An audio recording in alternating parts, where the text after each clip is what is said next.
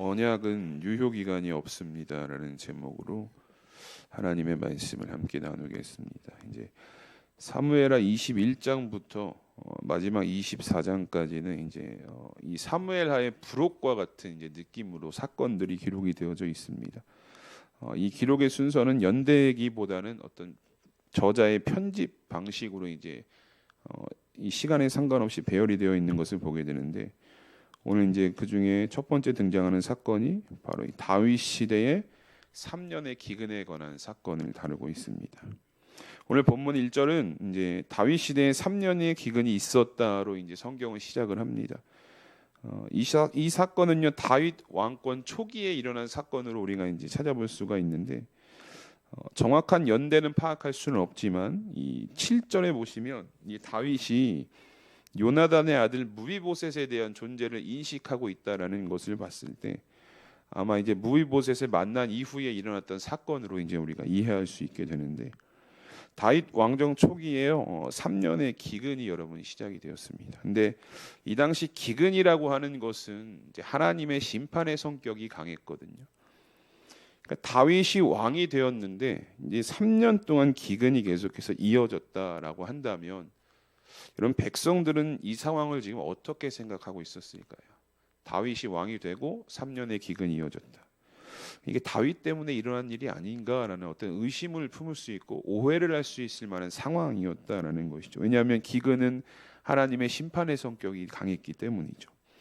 그러니까 이 왕정 초기에 사실 이 왕권의 기틀을 마련하고 왕권을 강화하고 이런 일들을 해 나가야 되는데, 이 3년의 기근은 사실 다윗 입장에서는 그렇게 반가운 사건은 아니었다라는 것입니다. 그러니까 다윗도요, 이런 이해할 수 없는 상황 가운데에 어떻게 반응하느냐. 오늘 본문을 보니까요, 하나님께 나아가 간구하였다라고 이야기합니다.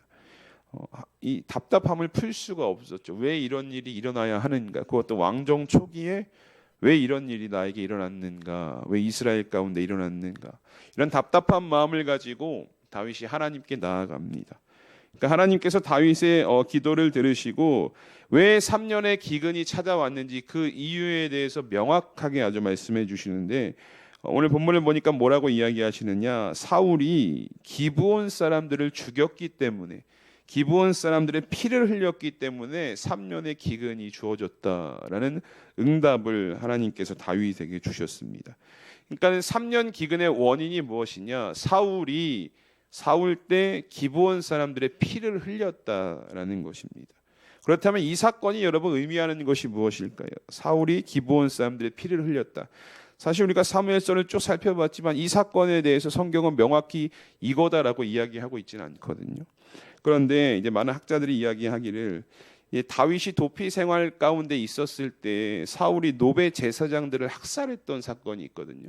노베 제사장들을 학살하고 그 가족들을 전부 다 학살하는 사건이 있었는데, 아마 그 사건 때 이 기브온 사람들도 같이 학살하지 않았을까라고 이제 추측을 하거든요. 그 사건이 기록되어 있는 사무엘상 22장 18절부터 19절을 보면 이렇게 말씀하고 있습니다. 왕이 도액에게 이르되 너는 돌아가서 제사장들을 죽이라 하매 에돔 사람 도액이 돌아가서 제사장들을 쳐서 그날에 세마포 에봇 입은 자 85명을 죽였고, 제사장들의 성읍 노베 남녀와 아이들과 젖 먹는 자들과 소와 나귀와 양을 칼로 쳤더라라고 이야기합니다. 그러니까 이 사울이 도액을 통해서 다윗을 도와줬다라는 어떤 오해와 이유만으로 지금 이제 노베 제사장들을 학살하는 사건이거든요. 아마 이 사건 때 기브온 사람들이 이제 그곳에서 같이 죽임을 당했다. 그리고 그 무고하게 흘린 피가 결국 다윗 시대에 와서 3년의 기근으로 이어지게 되었다라고 하나님께서 말씀하고 있는 것입니다. 여러분 성경을 보면요, 이 정말 많은 피를 흘리거든요. 하나님께서 흘리게 하신 피도 있고 사람과 사람 사이에 뭐 흘리는 피도 있지만, 그런데 유독 하나님께서 오늘 이 기브온 사람들의 피를, 그들이 흘렸던 피를 지금 기억하셨다라는 것을 우리가 1절 말씀을 통해서 고백을 할 수 있게 되거든요. 그럼 왜 하나님께서 이 기브온 사람들이 흘린 피를 오늘 기억하셨는가? 사실 이 사건을 이해하기 위해서는요, 우리는 앞서 여호수아서 9장에 일어났던 사건에 대한 이해가 있어야 됩니다. 이 여호수아서 9장을 보면 이스라엘 군대가요 막 당당하게 여리고도 무너뜨리고 아이성도 점령했던 막 소식이 들려옵니다.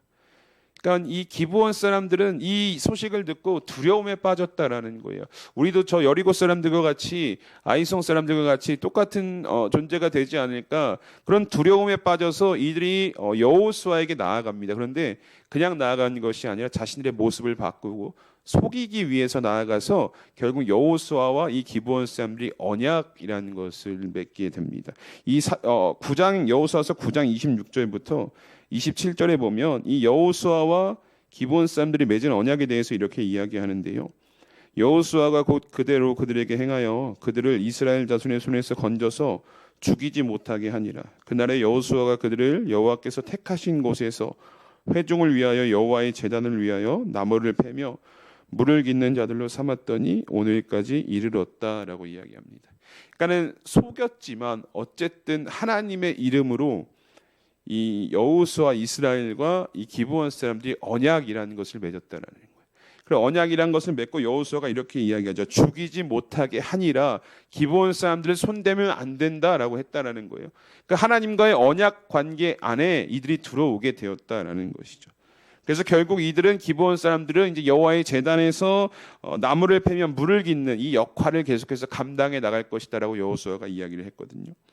그러니까 이 언약을 맺어진 관계였다라는 것이죠. 그런데 이 기브온 사람들을 죽이지 않겠다고 했던 이 하나님의 언약이 누구로 인해서 깨졌냐? 사울 시대에 와서 이 사울이 그 언약을 완전히 산산조각 내고 깨트렸다라는 것입니다. 여러분 오늘 본문 2절을 보시면요, 이렇게 이야기하고 있거든요. 기브온 사람은 이스라엘 족속이 아니요 그들은 아모리 사람 중에서 남은 자라. 이스라엘 족속들이 전에 그들에게 맹세하였거늘 사울이 이스라엘과 유다 족속을 위하여 열심히 있으므로 그들을 죽이고자 하였더라. 이에 왕이 기브온 사람을 불러 그들에게 물으니라. 아멘. 이 하나님과 언약을 맺은 기브온 사람들이다라고 소개를 해요. 이 사울 시대에 와서 사울은 여기 성경을 보니까 이스라엘과 유다 족속을 위하여 열심히 있었다 이렇게 이야기하고 있거든요. 이게 뭐냐면 배타적 민족주의에 사로잡혔다라는 거예요.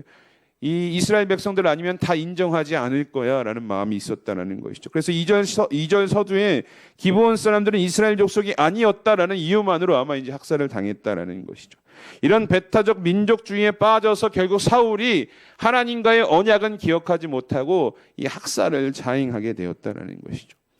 여러분 이 사울의 행동을 여러분 어떻게 바라보고 계십니까? 이 선민 사상에 사로잡혔던 이스라엘 백성들에게는 누군가는 긍정적으로 바라봤을지 몰라요. 우리 민족도 아닌데 왜 같이 저들과 함께 해야 되냐 이런 마음이 있었을 수도 있었지만, 그러나 여러분 우리가 이 사건을 볼 때 어떤 배타적인 민족주의 선민 사상의 관점으로 우리가 이 사건을 바라보는 것이 아니라 이 하나님과 기브온 사람들이 맺었던 그 언약의 관점, 그 언약이 어떤 가치를 지니고 있는가, 그 언약의 관점으로 우리가 이 사건을 여러분 바라보실 수 있어야 하거든요. 성경은요 정말 많은 언약의 이야기들을 다루고 있습니다. 하나님과 사람 사이의 언약도 다루고 있고요, 사람과 사람이 맺은 언약에 대해서도 성경은 이야기합니다. 그런데 중요한 것은 무엇이냐? 하나님께서는 하나님의 이름으로 맺은 언약을 어떻게 바라보시고 어떻게 대하고 계시는지 우리가 성경을 통해 고백할 수 있어야 하는데, 시편 89편 34절에 보시면 시편 기자가 여러분 이렇게 고백을 합니다.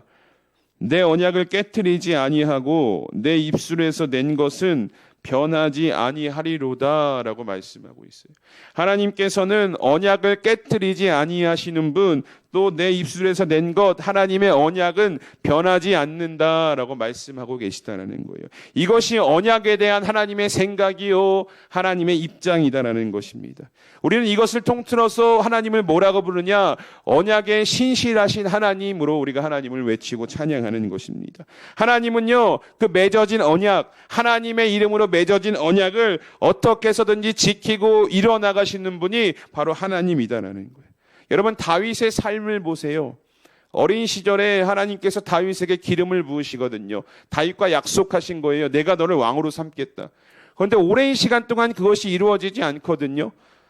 다윗 입장에서는 하나님이 잊으셨나, 하나님 마음이 변했나 이렇게 생각이 들 정도로 오랜 시간 이 말씀이 성취가 되지 않습니다. 그런데 어떻게 됩니까? 후에 가서 결국 하나님의 때에 가서 하나님께서 다윗과 맺었던 그 약속, 기름 부으심을 성취하셨거든요. 그러니까 하나님의 말씀은 변함이 없는 거예요. 하나님의 입에서 나온 언약은 변하지 않고 깨트려지지 않는다라는 것입니다. 여러분 또 다윗의 삶을 한번 보세요. 하나님께서 다윗의 마음을 귀하게 여겨서 다윗 왕조를 약속하셨거든요. 다윗 언약을 약속하셨어요. 근데 다윗이 죄에 빠져서 막 죄에 허우적대자 막 이 언약이 마치 내게서 떠나간 것처럼 느껴질 때가 있었다는 것이죠. 근데 그럼에도 불구하고 다윗이 하나님 앞에 나가서 회개하고 눈물로 나아가자 하나님께서 다시 그 언약을 이행해 나가시는, 언약이 변하지 않고 영원히 진행되어지고 있다는 것을 다시금 다윗의 삶을 통해 하나님께서 말씀해 주고 계시다는 거예요. 이렇듯 하나님은요, 언약에 신실하신 분이십니다. 약속하신 것은, 내가 너와 약속한 것은 어떻게든 이루시고 지키시고 이어나가는 것이 언약에 대한 하나님의 입장이다라는 거죠. 그런데 여러분 사울을 보세요. 근데 이 사울로 인해서 하나님의 이름으로 맺었던 그 기브온 사람들과의 언약, 하나님이 그렇게 변하지 않고 깨트리지 않을 거야 라고 말씀하셨던 그 언약이 완전히 산산조각 나게 되었다는 것입니다. 그래서 오늘 1절에 다윗 왕정 초기에 하나님께서 이스라엘에게 3년 기근을 주신 거예요. 이 언약을 깨트렸다는 이유만으로. 그런데 여러분 우리가 성경을 보면서 다윗의 입장으로 한번 생각해 보자고요. 다윗의 입장에서. 억울하지 않겠습니까? 내가 맺은 언약이 아니거든요. 여호수아 때 맺은 언약이고, 그리고 그 언약을 내가 깨트리지도 않은 거예요. 이 언약에 대해서는 사실 다윗은 제3자로 바라보게 될 수 있거든요. 그런데 왜 이제 와서 하나님께서 다윗 왕정, 아니 사울이 그랬으면 사울 때에 그런 일을 하시는가? 왜 다윗 때에 와서 이 3년 기근을 내리셨는지 다윗 입장에서는 억울함이 있을 수가 있었다라는 것이죠. 그런데 성경을 보니까요, 다윗이 막 하나님 제가 억울합니다. 왜 이때 이런 일이 일어납니까? 이렇게 토로하지 않는 것을 보게 돼요. 오히려 다윗은 그 이야기를 듣고 아 하나님의 언약을 사울이 깨트렸구나. 이 이야기를 듣고 어떻게 반응하느냐 봤더니 그 깨어진 언약을 다시 맞추기 위해서 노력하고 있는 다윗의 모습, 언약에 대한 가치를 이해하고 하나님의 언약이 다시 이어질 수 있게끔 깨어진 조각들을 하나하나 맞춰나가는 다윗의 모습을 우리가 볼 수 있게 되거든요. 오늘 본문 우리가 읽지는 않았지만 3절 말씀을 보시면 이 다윗이 어떤 노력을 하고 있는지를 보게 되거든요. 우리 3절 말씀 우리 함께 읽어보도록 하겠습니다. 시작. 다윗이 그들에게 묻되 내가 너희를 위하여 어떻게 하랴? 내가 어떻게 속죄하여야 너희가 여호와의 기업을 위하여 복을 빌겠느냐 하니. 아멘. 내가 맺은 언약이 아니거든요. 내가 깨뜨리지도 않았지만 다윗은 이 하나님의 언약에 대한 가치를 알고 있었던 자예요. 그것이 얼마나 귀하고 하나님께서 얼마나 언약에 신실하신지를 알고 있었던 자였기 때문에 다시 그것을 회복하기 위해서 지금 노력을 합니다. 기브온 사람들이 원하는 것을 들어주겠다라는 거예요. 어떻게 해야 되냐, 내가 어떻게 해야 너희들이 깨진 것을 내가 회복시킬 수 있겠느냐. 이 말을 듣고요, 기브온 사람들이 5절과 6절에 사울의 자손 7명을 내어달라라고 이야기합니다. 우리가 지금 당한 일은 은과 금의 문제가 아니라 이 피를 흘린 자들의 자손을 내어줘서 우리가 그들을 죽여야만 이 일이 해결될 것이다라는 이야기를 하게 되죠. 그리고 결과적으로 다윗이 이 요구를 들어주거든요. 그래서 7명을 내어주게 되는데, 근데 여러분 우리가 이 모습을 잘못 오해하시면 사람을 바치는 인신 제사가 기근 해결의 결정적 요소가 된 것처럼 이해를 하실 수 있지만 사실 이 요구는요 어떤 인신 제사를 통해서 그 기근을 해결해 나가려는 것이 아니라 하나님의 언약을 다시 회복시키는 모습으로 우리가 이해할 수가 있게. 그러니까 사람 7명을 바쳐서 기근이 끝났다가 아니라 하나님의 언약, 그 약속이 다시 회복되어져 가고 있다는 관점으로 봐야 하는데, 결과적으로 다윗이 사울의 자손 7명을 내어줍니다. 누구를 내어주냐 봤더니 사울의 첩이었던 리스바에게서 난 자 알모니와 무비보셋, 그리고 사울의 딸 메랍에게서 난 5 아들 총 7명을 기브온 사람들에게 내어줍니다. 그런데 여기 우리에게 굉장히 익숙한 이름이 하나 발견이 되죠. 바로 무비보셋이라는 자예요. 그런데 사실 이 리스바에게 난 무비보셋은 우리가 익히 알고 있었던 요나단의 아들 무비보셋과는 다른 사람입니다. 왜냐? 여러분 7절을 보시면 이렇게 말씀하고 있거든요. 우리 7절 함께 읽어보실까요? 시작. 그러나 다윗과 사울의 아들 요나단 사이에 서로 여호와를 두고 맹세한 것이 있으므로 왕이 사울의 손자 요나단의 아들 무비보셋은 아끼고. 아멘. 기브온 사람들이 7명을 내어 달래어 자손, 사울의 핏줄 7명을 내어 달라고 요청을 합니다. 그러면 여러분 다윗 입장에서 봤을 때 누가 가장 먼저 생각났을까요? 사울의 자손, 유일하게 지금 다윗이 가장 가까이 거두었던 자, 이 요나단의 아들 무비보셋이 생각이 났을 거다라는 거예요. 사울의 자손을 내어달라고 했을 때. 왜냐하면 사울의 자손에서 남은 자 중에 무비보셋이 계속해서 언급이 되거든요. 요나단의 아들. 그런데 다윗은요 7절을 보니까 이 요나단의 아들 무비보셋을 아꼈다라고 이야기합니다. 내어주지 않았다라는 거예요. 기브온 사람들에게 요나단의 아들 무비보셋은 내어주지 않고 다른 자들을 이제 내어줬다라는 것인데, 그럼 왜 다윗이 요나단의 아들 무비보셋을 내어주지 않았는가? 이 다윗과 요나단 사이에 맺었던 언약이 있었기 때문입니다. 다윗과 요나단 사이에 다윗이 도피 생활을 할 때 다윗과 요나단이 이런 언약을 맺었다라는 거예요. 사무엘상 20장 15절에 이렇게 이야기합니다. 여호와께서 너 다윗의 대적들을 지면에서 다 끊어버리신 때에도 너는 내 인자함을 내 집에서 영원히 끊어버리지 말라 하고. 아멘. 이 요나단이 다윗에게 이제 언약을 맺는 거예요. 여러분 여기에 또 언약이 등장을 합니다. 오늘 본문이 짧지만 이 짧은 본문 안에 2개의 언약이 지금 이야기되어지고 있는 거예요. 이 기브온 사람들의 요청을 듣고요, 다윗이 요나단의 아들 무비보셋을 내어주지 않았던 이유는 무엇이나 요나단과의 언약을 기억하고 있었기 때문이에요.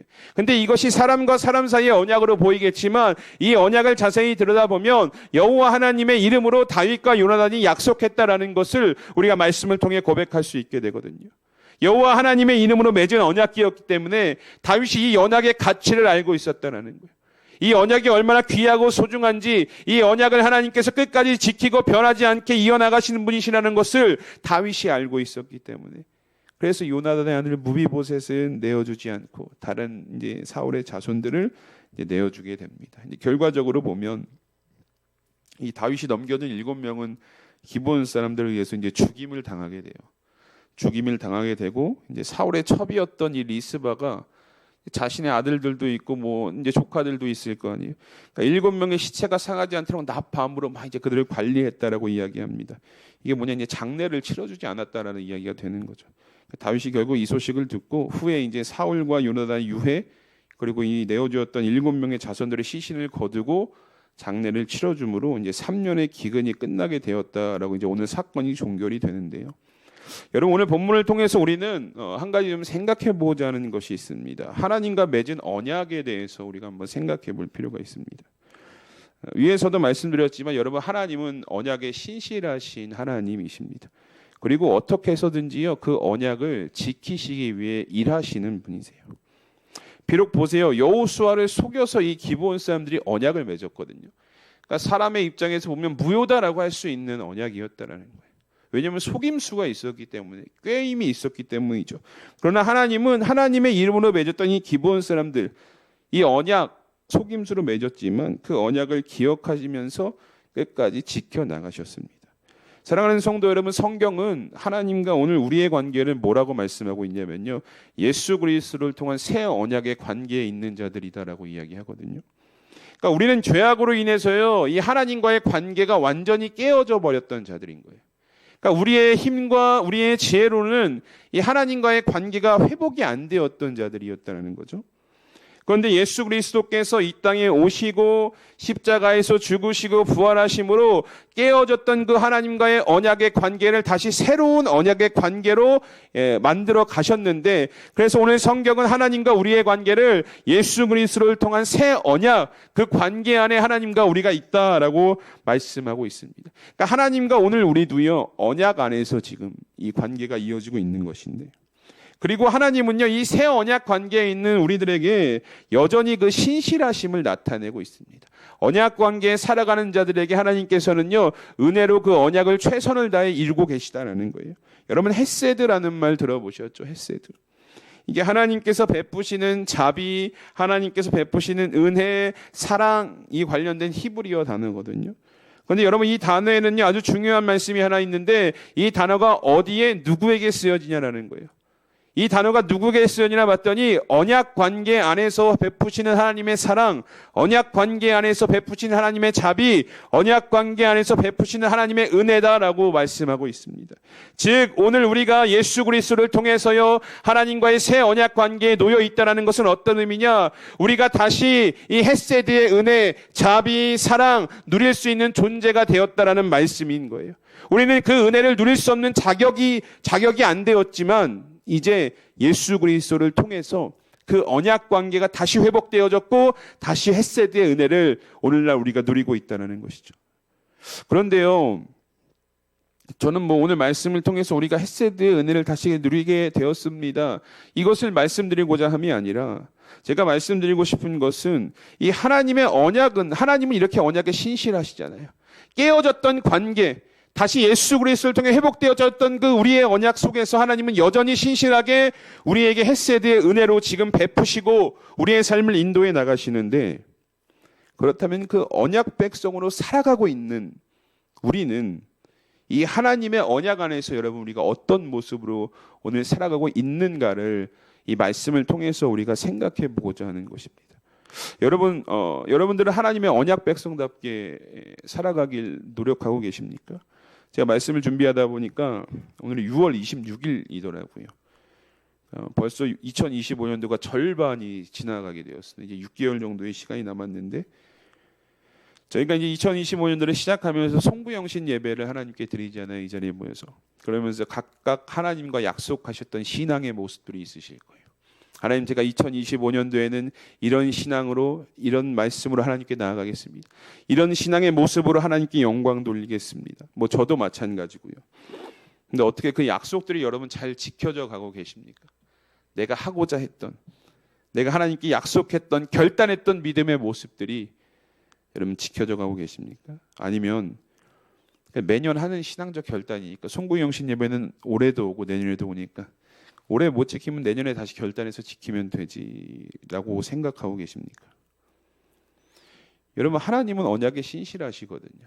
예수 그리스도를 내어주시면서까지 우리를 다시 언약으로 초대하셨어요. 그렇게 일하고 계시는데 여전히 우리 가운데 역사하고 계시는데 언약 백성으로 살아가고 있는 오늘 우리의 모습은 여러분 어떻습니까? 그 송구영신 예배 때 약속했던 믿음의 결단조차 지키고 있지 못하는 모습이 아닙니까? 말씀을 준비하면서 참 죄송한 마음이 많이 들었습니다. 저는 기도할 때마다 하나님의 언약을 되게 강조해서 기도하거든요. 그러니까 하나님 언약 백성에게 베풀어 주신다고 말씀하셨던 헤세드의 은혜, 예수 그리스도를 통해 새 언약 가운데 들어왔으니 오늘 하루도 그 은혜를 부어 주시옵소서. 이런 기도를 막 해요.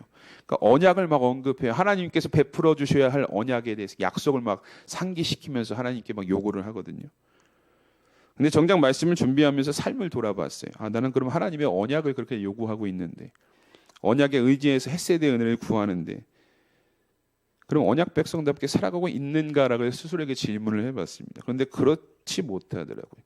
언약 백성답게 살아가겠다라는 믿음의 결단은 있지만 이것이 매일의 삶에 무너지는 그 연약함들을 계속해서 하나님께서 보게 하셨습니다. 그러니까 언약 백성답게 살아가고자 하는 마음은 있지만 그렇게 살지 못하는 모습. 여러분들은 어떠십니까? 언약 백성, 우리가 지금 헤세드의 은혜를 누리며 살아가고 있는 하나님과의 언약 관계에 있는데 그 언약 백성답게 여러분들은 살아가기 위해 노력하십니까? 시편 105편 8절에요. 시편 기자가 여러분 이렇게 고백을 합니다. 그는 그의 언약 곧 1000대에 걸쳐 명령하신 말씀을 영원히 기억하셨다라고 이야기합니다. 여러분 이 말씀이요. 우리에게 두 가지 의미로 다가와요. 하나는 뭐냐? 영원토록 우리가 하나님의 헤세드를 누릴 수 있다라는 의미가 됩니다. 왜냐하면 그는 그의 언약 곧 1000대에 걸쳐 명령하신 말씀을 영원히 기억하시는 분이래요. 우리가 예수 그리스도를 믿는 믿음 안으로 새 언약 가운데 거하면 그 헤세드의 은혜를 영원히 누릴 수 있다는 거예요. 영원히 유효기간 없이 그 하나님의 사랑, 은혜, 자비 우리가 이 땅 가운데서 마지막까지 누릴 수 있다는 거죠. 그런데 또 다른 의미는 무엇이냐? 영원토록 하나님의 언약 백성답게 살아가야 할 삶의 모습이 요구가 되는 거예요. 영원토록 유효기간 없이 오늘 내가 이렇게 신앙생활 했을까, 오늘 열심히 했으니까 내일은 이게 아니라 영원까지 주님 다시 오실 때까지 우리는 언약 백성답게 믿음을 가지고 그 자리에 서서 언약 백성다운 삶을 하나님께 나아가야 된다는 거예요. 그럼 여러분, 언약 백성다운 삶이 무엇일까요? 예수님은 늘 이렇게 이야기하거든요. 좁은 문으로 가라, 좁은 길로 가라, 십자가를 지고 가라. 이것이 언약 백성의 삶이기 때문에 예수님은 예수님을 믿는 자들에게, 그 은혜 가운데 거하는 자들에게 좁은 문, 좁은 길, 십자가를 지고 가라라고 이야기하고 있는 것입니다. 그런데요, 여러분, 우리가 여기서 오해하지 말아야 할 것이 있죠. 언약 백성의 삶이 좁은 문이다, 좁은 길이다, 십자가를 진다라는 것, 단지 고통과 희생을 이야기하고만은 있지는 않아요. 물론 어려운 길이고 힘든 일이고 쉽지 않은 길인 것은 분명합니다. 그러나 예수 그리스도의 은혜, 새 언약 가운데 우리를 초대해 주셨다라는 그 은혜를 기억한다면 자연스럽게 우리는 이것이 고통과 희생과 어려움은 있지만 자연스럽게 그 은혜에 힘입어 이 삶을 살아갈 수 있게 되는 거예요.